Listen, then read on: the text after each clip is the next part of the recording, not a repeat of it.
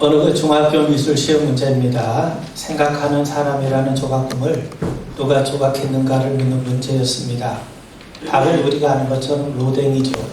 한 모범생이 정확하게 로댕이라고 답을 적습니다. 뒤에 있는 친구가 컨닝을 하려고 눈을 흘깁니다. 답이 보이긴 했는데 조금 희미하게 보였는지 답을 오댕이라고 적습니다.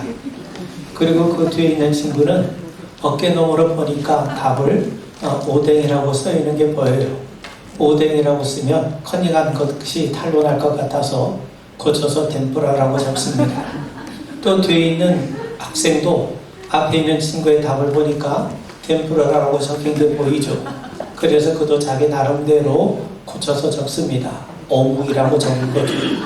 보긴 봤는데 잘못 봤고 베끼긴 베꼈는데 잘못 베끼며 사는 세대를 풍자한 이야기가 아닌가 싶습니다. 오늘 우리가 읽은 본문에 따르면 우리가 본받을 만한 신앙인의 모습을 우리에게 보여줍니다. 그의 이름은 다니엘이죠. 그런 어렵고 힘든 상황에서 참으로 멋있고 아름다운 신앙인의 모습을 우리에게 보여줍니다. 그렇다면 다니엘은 어떤 사람입니까? 그의 모습을 통해서 우리는 무엇을 배워야 합니까? 저는 세 가지를 여러분들과 함께 나누고자 합니다. 다니엘이 우리에게 보여주는 첫 번째 원리는 하나님의 사람들은 하나님의 소명, 하나님의 부르심을 따라 살아야 한다는 겁니다. 다니엘서 1장 초반부는 다니엘과 그 세 친구들이 어떻게 바벨론으로 포로로 끌려 잡혀오게 되었는가를 간략하게 설명하고 있습니다. 예루살렘이 망한 다음에 바벨론은 수많은 사람들을 포로로 잡아왔습니다. 이때 다니엘과 그 친구들 역시 포로로 잡혀왔는데 바벨론 왕 느부갓네살은 포로들 가운데 뛰어난 인재들을 선발해서 집중적인 교육과 훈련을 시키게 됩니다. 이들에게 바벨론의 정신을 주입시켜서 바벨론을 위해 충성하는 일꾼으로 만들기 위함이었던 거죠. 그렇게 해서 선발된 이들 가운데 다니엘과 그 세 친구들이 포함이 되어 있었던 겁니다. 여기서 우리는 한 가지 의문을 갖게 됩니다. 다니엘과 그 친구들은 믿음이 돈독하고 신앙적으로 굉장히 철저한 사람들인데 왜 바벨론을 위해서 사느냐 하는 겁니다. 다니엘 그 3장을 보면 느부갓네살 왕이 큰 금신상을 만들어 놓고 절하지 않는 사람들 다 풀물에 던져 넣겠다고 하는 그 법령을 선포해요. 그때 다니엘의 세 친구 사드락 메삭 아벳느고가 어떻게 했습니까? 그들은 자신의 신앙을 지키기 위해서 기꺼이 풀무불 속으로 들어가지 않았습니까? 다니엘은 또 어떠했습니까? 다리오 왕이 왕 외에 다른 어떤 신에게든지 기도하는 자는 사자굴에 던져 넣겠다고 금령을 반포하지 않았습니까? 그때도 다니엘은 왕의 명령을 따르지 아니하고 하나님 앞에 기도함으로 기꺼이 사자굴에 들어가지 않았습니까? 이런 신뢰로 미루어 짐작하건대 다니엘과 그 세 친구들은 상당한 믿음의 소유자였고 죽음조차 두려워하지 않는 하나님 중심의 신앙인들이었습니다. 그렇다면 그렇게 목숨보다 신앙을 소중하게 여기던 그들이 왜 예루살렘에 멸망할 때 순교하지 않고 여기까지 와서 그것도 구체하게 그들의 학문을 배우고 바벨론을 위해 살게 되었는가 하는 겁니다. 그들의 기계와 신앙을 보면 그들은 충분히 예루살렘에 멸망할 때 거기서 순교할 수 있는 그러한 사람들이었습니다. 순교는 못할 망정 적어도 왕이 자신들에게 바벨론의 학문을 가르치려고 했을 때 거부라도 해야 마땅하지 않았겠습니까? 그런데 그들은 그렇게 하지 않았어요. 바벨론으로 끌려와서 목숨을 부지했을 뿐만 아니라 바벨론의 학문을 배우고 그들의 문화를 배우고 바벨론을 섬기며 살기까지 했던 겁니다. 그렇다면 그들이 그렇게 한 이유가 무엇이겠습니까? 여러분, 중국의 역사 사기를 지은 사마천은 이릉이라고 한 장수를 변호하다가 그만 황제의 노용을 사서 궁영이라고 하는 처벌을 받게 됩니다.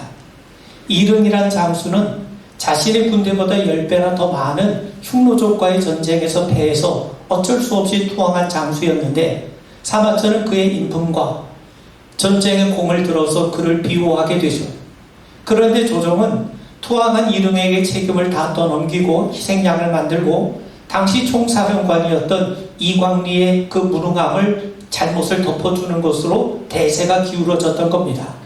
결국 사마천은 이릉이라는 장수를 변호했던 이유 때문에 궁영이라고 하는 치욕을 당하게 되죠. 궁형이라는 게 다른 게 아닙니다.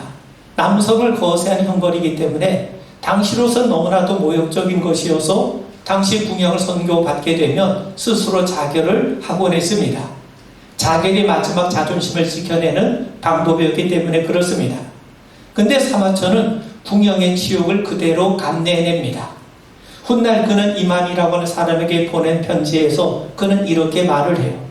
마음속에 맹세한 것을 완성하지 못함의 원통에서이며 이대로 죽어버림으로써 내 문장이 후세에 남지 못하게 됨을 애석하게 여겨 자기는 죽을 수가 없었다고 말을 합니다. 자, 여러분, 사마천은 역시 치욕적인 삶을 사느니, 치욕적인 수많은 사람들의 치욕을 받으며 사느니 차라리 자결을 하는 것이 오히려 그의 자존심을 지켜내는 방법이었습니다. 그런데도 불구하고 그는 대장부로서 떳떳하게 죽음을 선택할 수 있었음에도 불구하고 그는 치욕적인 삶을 그대로 감내하게 되죠. 여러분, 사마천은 역사학자입니다. 누군가는 살아남아서 후세들에게 역사를 제대로 기록해서 전해줘야 되지 않겠습니까? 그래서 그는 죽음 대신에 삶을 선택했던 겁니다. 삶에 미련이 있어서가 아니라 자신은 수치를 당할지언정 자신은 살아남아서 후세에 지금까지 있었던 일들을 제대로 기록해서 역사를 제대로 전해주어야겠다고 하는 그 소명감 때문에 그는 궁형이라고 하는 지옥을 그대로 감수하게 되었던 겁니다. 여러분, 다니엘도 마찬가지입니다. 그가 바벨론에서 구차하게 살아남은 이유가 무엇입니까? 살아남았을 뿐 아니라 수십 년 동안 바벨론을 섬긴 이유가 무엇입니까? 이유는 그것이 하나님의 뜻이었고 하나님이 주신 소명이었기 때문에 그렇습니다. 하나님의 뜻은 다른 게 아닙니다. 다니엘이 바벨론 땅에 건너가서 사는 겁니다. 예루살렘이 멸망할 때 그때 순교하는 것이 아니라 바벨론에 건너가서 사는 것. 하나님이 정하신 70년의 포로 기간 동안 바벨론에 가서 사는 것. 그것이 바로 하나님의 뜻이었기 때문에 그렇다는 겁니다. 여러분, 하나님은 선지자 예레미야를 통해서 말씀하셨어요. 만군의 여호와 이스라엘 하나님이 내가 예루살렘에서 바벨론으로 사로잡혀가게 한 모든 포로에게 이같이 이르노라. 너희는 집을 짓고 거기 거하며 전원을 만들고 그 열매를 먹으라. 아내를 취하여 자녀를 생산하며 너희 아들로 아내를 취하며 너희 딸로 남편을 맞아 그들로 자녀를 생산케 하여 너희로 거기서 번성하고 쇠잔하지 않게 하라. 하나님은 바벨론 포로로 끌려간 백성들에게 선지자를 통해 분명히 말씀합니다. 거기서 집을 지으라는 겁니다. 거기서 전원도 가꾸라는 겁니다. 거기서 결혼도 하라는 겁니다. 거기서 자녀도 출산하라는 겁니다. 또 자녀들도 혼인을 시키라는 겁니다. 그 말은 무슨 말이겠습니까? 반드시 거기서 살아남아야 한다는 겁니다. 비록 포로로 끌려가 수치를 당하고 고통스러운 삶을 살지언정 거기서 살아남는 것, 그게 바로 하나님이 그들에게 주신 소명이었던 겁니다. 여러분, 우리가 다니엘을 통해 우리가 배워야 될 첫 번째 신앙의 원리가 있다면 바로 이것입니다. 하나님의 사람은 하나님의 부르심에 따라 하나님의 소명으로 살아간다는 겁니다. 여러분, 인생은 내가 선택해서 사는 것이 아니죠. 어느 누구도 자신의 인생을 스스로 선택할 수 없지 않겠습니까? 우리는 하나님의 부르심을 받은 자요, 하나님의 보내심을 받은 자입니다. 그래서 하나님의 뜻을 위해 살아갑니다. 세상 사람은 이것을 발자라고 얘기하지만 우리는 그것을 소명, 하나님의 부르심이라고 이해를 합니다. 여러분, 소명은 내가 하고 싶어서 하는 게 아닙니다. 내가 잘나서 하는 것도 아니죠. 하나님이 부르시기 때문에, 하나님이 보내시기 때문에, 하나님이 하라고 하시기 때문에 내가 순종하는 겁니다. 우리는 거창한 일을 해야만, 위대한 일을 해야만, 남들이 볼 때 정말 박수를 칠 만한 그런 일을 해야만 하나님의 소명을 이루는 거라고 생각하는데 그렇지 않습니다. 그저 바벨론 땅에서 치욕을 받는 한 가운데 있음에도 불구하고 거기에 동화되지 아니하고 믿음을 꿋꿋하게 지키며 일상적으로 평범하게 사는 것, 바로 그것이 하나님께서 우리에게 주신 귀한 소명인 겁니다. 여러분, 고든 맥도날드는 인간의 삶의 유형을 두 가지로 나누는데 쫓기며 사는 삶이 있고 부르심을 받은 삶이 있다는 거예요. 쫓기며 사는 삶은 그대로 쫓기며 사는 겁니다. 이런 사람의 특징은 늘 바빠요. 세상을 쫓아가기에 급급합니다. 남들이 하는 대로 살아갑니다. 그래서 바쁠 수밖에 없는 거죠. 그런데 부르심을 받은 삶은 세상의 유행을 따르지 않습니다. 그들에겐 하나님의 뜻이 중요하죠. 하나님이 가라고 하면 가는 거고 하나님이 멈추라고 하면 멈추는 겁니다. 하나님의 뜻과 영광을 드러내는 것을 삶의 목표로 삼게 되죠. 그런 사람들이 바로 소명자요 청지기 아니겠습니까? 여러분, 영국의 윌리엄 윌버포스라고 하는 정치인이 있어서 그런 나이 25살에 영국의 하원 의원이 됩니다. 그런데 의원이 된 지 한 2년쯤 지났을 때 한 가지 고민이 생겼어요. 당신은 좀 더 거룩하고 가치 있는 삶을 살기 원하는 사람들은 대부분 성직자가 되는 길을 걷던 시대였습니다. 그래서 그에게도 이런 고민이 찾아왔던 거죠. 내가 성직자가 되어야 하는 것은 아닌가? 그는 그런 고민에 사로잡혀 있었을 때 어떤 목사님으로부터 편지를 받게 됩니다. 그 편지에는 이런 내용이 적혀 있었던 거죠. 당신의 소명은 정치가입니다. 당신은 정치가가 될 사람이고 하나님은 당신을 정치가로 부르셨습니다. 그러니 그 정치하는 일에 일생을 헌신하라는 거죠. 그 편지 한 통으로 그는 자신의 소명을 확인하게 되죠. 그 편지를 보낸 분은 한때 노예 상인이었다가 회개해서 찬송가, 우리가 잘 아는 어메이징 그레이스를 찬송을 지은 존 뉴턴 목사였던 겁니다. 윌버포스는 정치인의 소명을 갖고 훗날 영국이 이룩한 가장 위대한 도덕적 업적이라고 치하를 받게 된 노예 매매 폐지 법안을 시안하고 제정하게 이릅니다. 그 사람으로 인해서 비로소 영국은 노예를 서로 사고 파는 매매하는 그가 무도한 악습을 벌이게 되었던 거죠. 이렇게 되기까지 50년의 세월이 흘렀던 겁니다.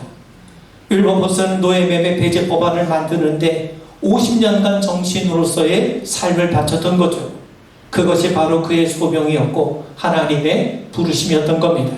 여러분, 다니엘은 소명을 갖고 산 사람입니다. 그의 소명은 수치스럽지만 그래도 바벨론에서 살아남는 겁니다. 왜냐하면 그것이 하나님의 뜻이었기 때문이죠. 여러분, 예루살렘이 망했다고 하나님의 역사가 끝난 겁니까? 그렇지 않습니다. 하나님은 선지자 이사야, 예레미야, 에스겔 같은 그런 선지자들 통해서 예루살렘을 다시금 회복시켜 주실 것을 눈차에 걸쳐서 약속해 주셨어요. 그 약속은 포로로 끌려갔던 이들이 다시 예루살렘으로 돌아오게 하는 것으로 이루시겠다고 약속하셨던 겁니다. 그렇다면 포로로 끌려간 자들은 그 하나님의 약속을 위해서라도 살아남아야 합니다. 다니엘은 그걸 알았던 거죠. 바벨론 땅에서 포로로 수치스러운 목숨을 연명하느니 차라리 영광스러운 순교를 선택하는 것이 더 훨씬 멋있어 보이지 않겠습니까? 그런데 그건 하나님의 뜻이 아닙니다. 포로들을 다시 예루살렘으로 돌아오게 하셔서 예루살렘을 회복하시겠다고 하는 그 하나님의 뜻을 위해서라도 다니엘과 포로들은 반드시 살아남아야 했던 겁니다. 여러분, 바벨론의 느부갓네살 왕은 지혜로운 사람이었습니다. 그는 자신이 정복한 나라의 인재들을 사로잡아 바벨론으로 데려왔어요.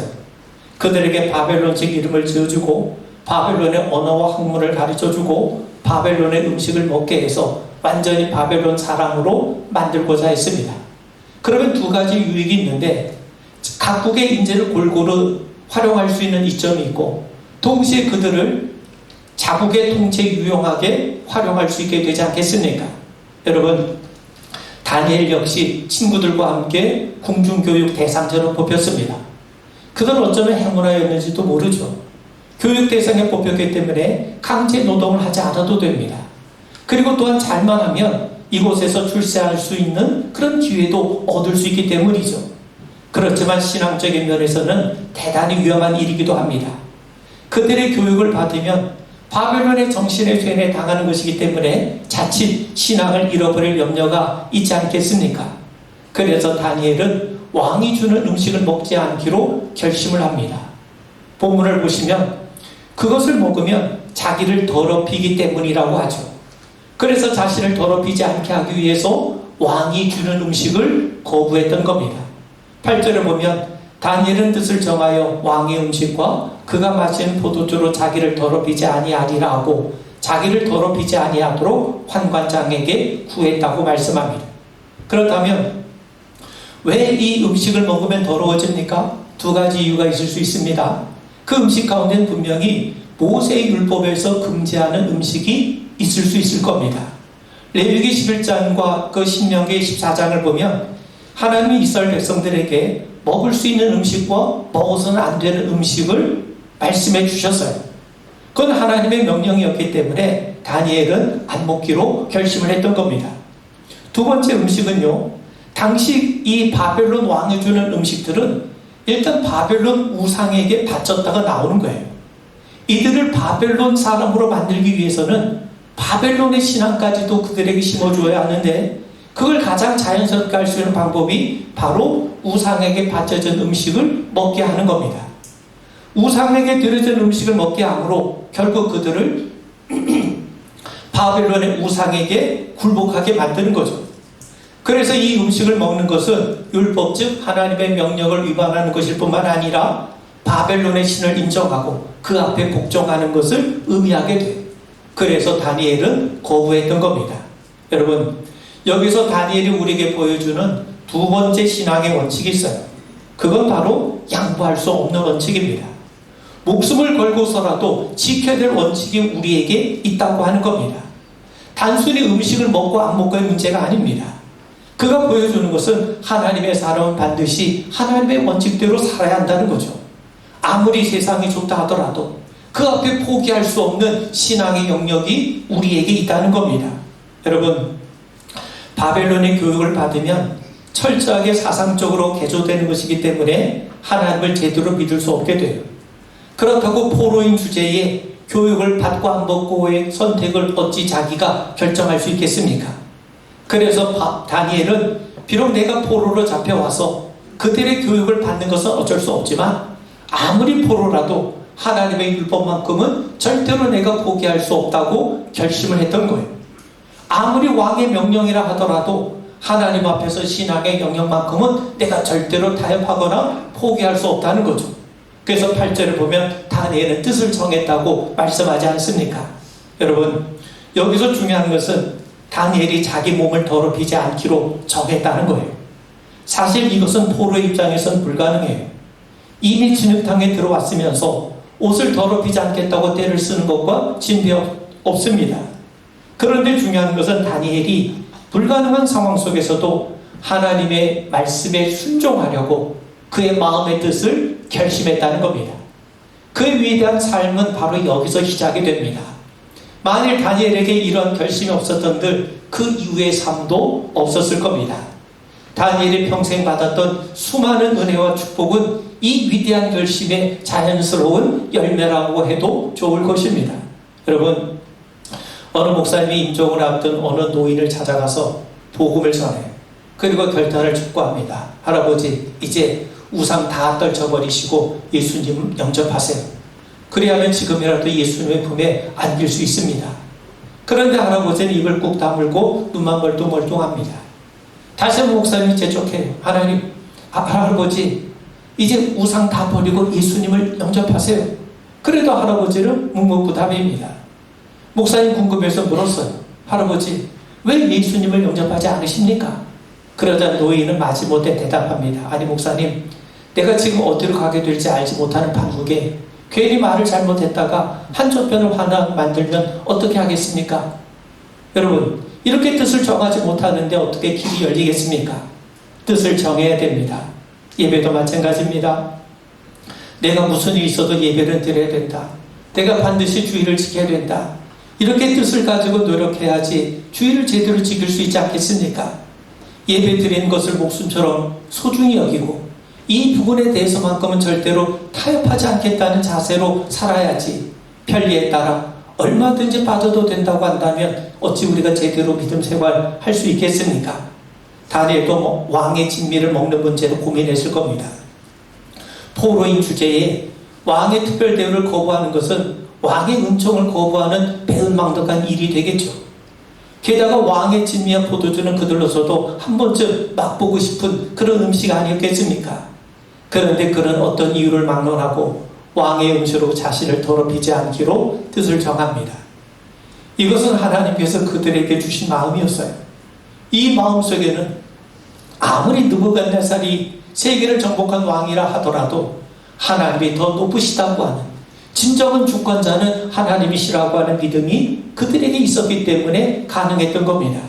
여러분, 우리에겐 세상과 타협할 수 없는 원칙이 필요합니다. 믿음을 훼손시키는 일은 거부할 수 있어야 됩니다. 우리가 하나님과의 관계를 소원하게 만들고 멀리하게 하는 것은 그 어떤 것이라도 거부할 수 있고 포기할 수 있어야 한다는 겁니다. 여러분, 우리는 소명을 따라 살아갑니다. 타협할 수 없는 신학의 원칙을 갖고 있습니다. 그리고 그런 삶을 살기 위해서 우리에게는 반드시 필요한 게 있는데 그게 바로 지혜입니다. 여러분, 느부갓네살 왕이 다니엘과 그 친구들에게 주의한 내용은 세 가지입니다. 바벨론의 학문을 배우게 하는 거예요. 왕이 내린 음식을 먹게 하는 겁니다. 그들의 이름을 바벨론식으로 바꾸게 하는 겁니다. 다니엘은 이 세 가지 중에 두 가지는 따랐어요. 바벨론의 학문을 배우기로 작정했고 그것도 아주 열심히 배웠습니다. 왜 그렇습니까? 거기가 자기가 살 곳이기 때문에 그곳의 학문과 문화, 생활 습관을 배운 겁니다. 여러분, 바벨론 학문을 배운다고 해서 바벨론의 신을 믿는 건 아니지 않습니까? 우리가 진화론을 배운다고 해서 창조주 하나님을 못 믿는 것은 아닙니다. 다니엘은 또 이름도 바꿨어요. 다니엘은 벨드사살로, 하나냐는 사드락으로, 미사엘은 메삭으로, 아사는 아벳느고로 이름을 바꿉니다. 여러분, 이름을 바꾼다고 사람이 바뀌나? 그렇지 않습니다. 그렇기 때문에 바꾼 겁니다. 그런데 다니엘은 이 두 가지는 받아들였지만 나머지는 받아들일 수가 없었어요.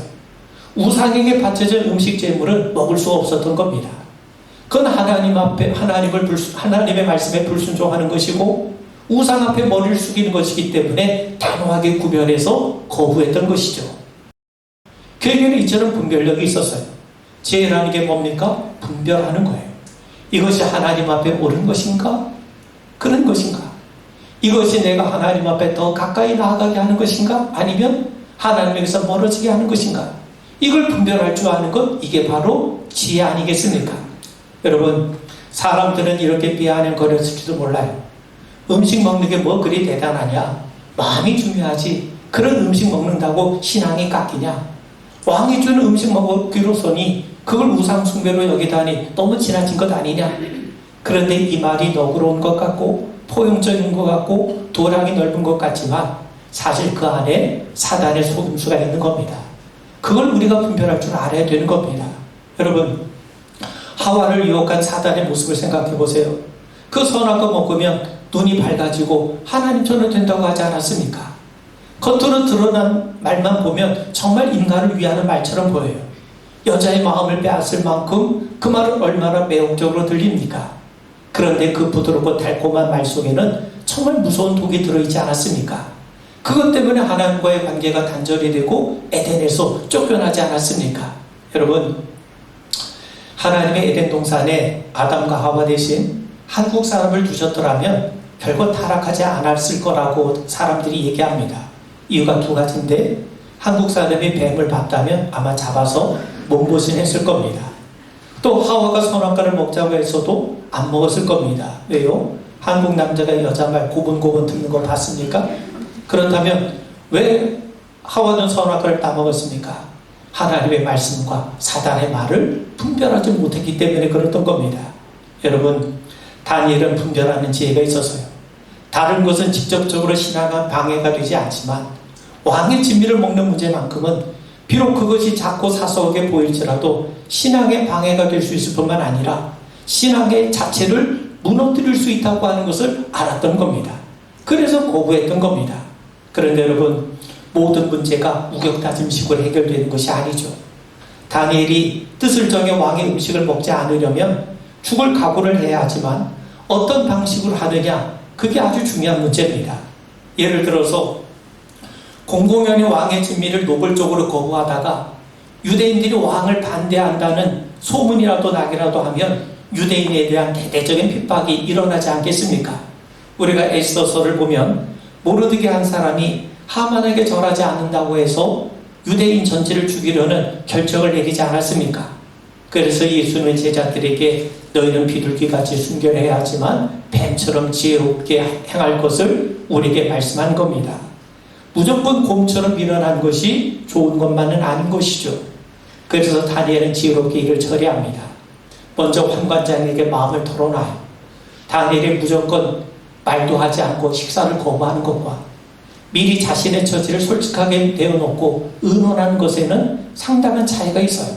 그래서 환관장에게 의논하는 겁니다. 그런데 왕이 정한 식사는 환관장이라고 해서 자기 마음대로 바꿀 수 있는 것이 아니죠. 이때 다니엘의 놀라운 방법 하나를 생각해냅니다. 자기를 한번 시험해 보라는 거죠. 왕이 바라는 게 뭡니까? 살찌고 윤기가 흐르는 것인데 왕의 진미를 먹지 않고도 살이 찌고 윤기가 흐른다면 왕이나 아무도 모를 것이 틀림없다는 거죠. 그래서 다니엘은 무조건 안 된다고 단정을 짓지 않고 열흘 동안 채식을 주어서 다른 사람들보다 우리의 얼굴이 못한지 아닌지 시험해 달라고 요청을 해요. 다니엘이 이런 시험을 요청한 데에는 왕의 진미를 우리가 먹지 않고도 채식만 하고도 하나님께서 이 시험을 이길 수 있는 힘과 능력과 지혜를 주신다는 것을 믿었기 때문이에요. 하나님이 우리에게 어떤 선한 마음을 갖게 하시고 선한 결심을 하게 하시는 데에는 반드시 이길 힘과 지혜와 능력을 공급해 주세요.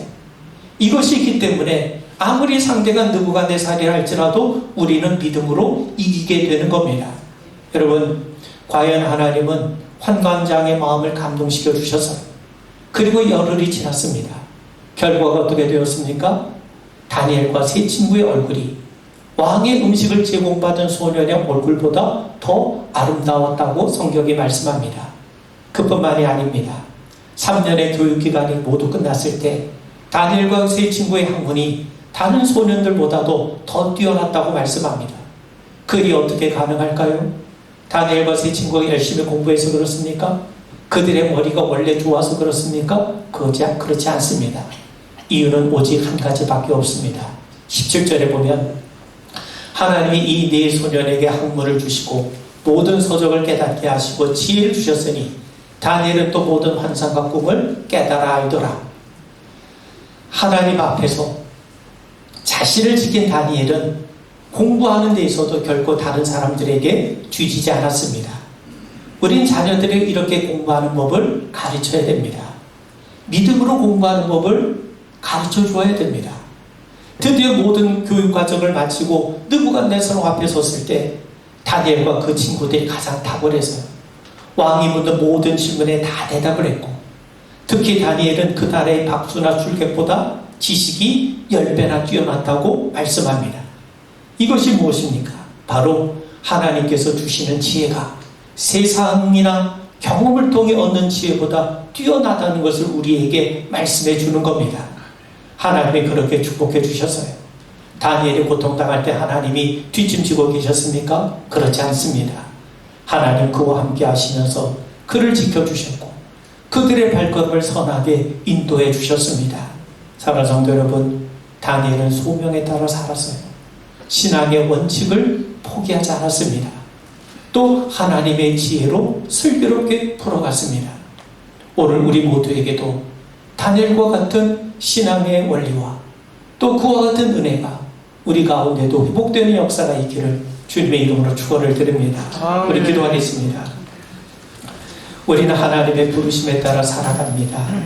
하나님 앞에서 우리가 양보할 수 없는 신앙의 원칙이 있음을 기억하면서 하나님을 온전히 경외하며 따라가는 저희들 되게 하옵소서.